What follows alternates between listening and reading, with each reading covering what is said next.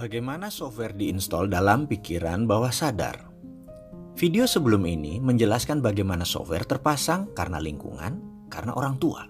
Dan ada baiknya saya berikan satu contoh lagi bagaimana pikiran itu diinstal. Mengapa penting bagi saya untuk menjelaskan banyak-banyak dan pengulangan-pengulangan tentang software ini?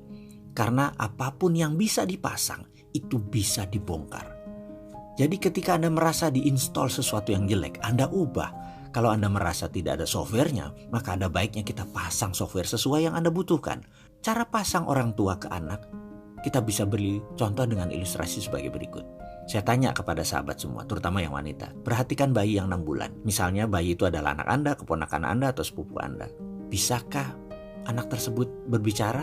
Maka kita semua akan menjawab bayi tersebut belum bisa berbicara. Komunikasi verbal bayi tersebut hanya menangis, diam, tersenyum, atau tertawa. Ketika bayi tersebut menangis kejar dengan keras dan lama, maka pertanyaannya, apa yang dilakukan oleh kedua orang tua itu? Atau orang tuanya? Ada banyak jawaban atas pertanyaan tersebut. Ada yang diganti popoknya, diajak main, dikasih nenen, dan lain sebagainya. Dan disinilah pertama kali database mulai dimasukkan oleh orang tuanya.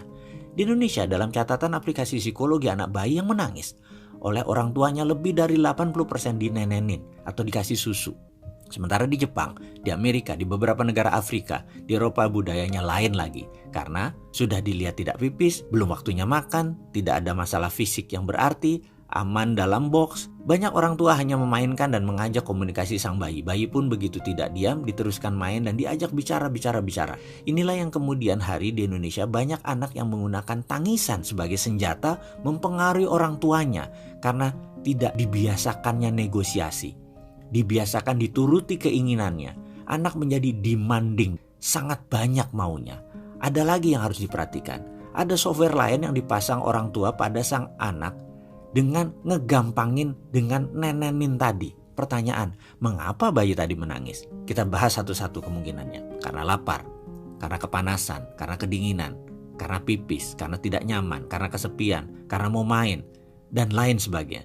Intinya karena komunikasi belum banyak vocabulary-nya, maka dia menangis. Sekali lagi menangis karena ada masalah. Ini kata kuncinya. Ada masalah. Disinilah software orang tua dipasang ke anak tersebut. Atau dalam bahasa pemrogramannya, kalau dibaratkan otak manusia adalah komputer, disinilah momen di mana orang tua sedang memasang sebuah program. Yaitu 80% orang tua akan meneneni anak tersebut agar terlepas dari masalah yang terjadi. Kesimpulan, programnya begini. Jadi inilah program yang dipasang. Nak, kalau ada masalah dalam hidupmu, masukkan sesuatu ke mulutmu. Software ini terpasang dalam pikiran bawah sadar sang anak sampai dewasa, di mana setiap Anda bermasalah dalam hidup Anda, di mana setiap ada masalah dalam hidupnya, mulailah dia memasukkan sesuatu ke mulutnya. Baik itu makanan, minuman, rokok, gigit jari, gigit pensil, apapun dimasukkan ke mulutnya untuk tenang seperti nenen sang ibu.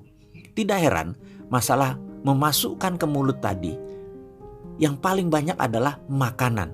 Dan ini membuat populasi manusia Indonesia 35% adalah overweight. Jadi kita sudah mulai paham tentang bagaimana software itu terpasang dalam pikiran. Kita lanjut.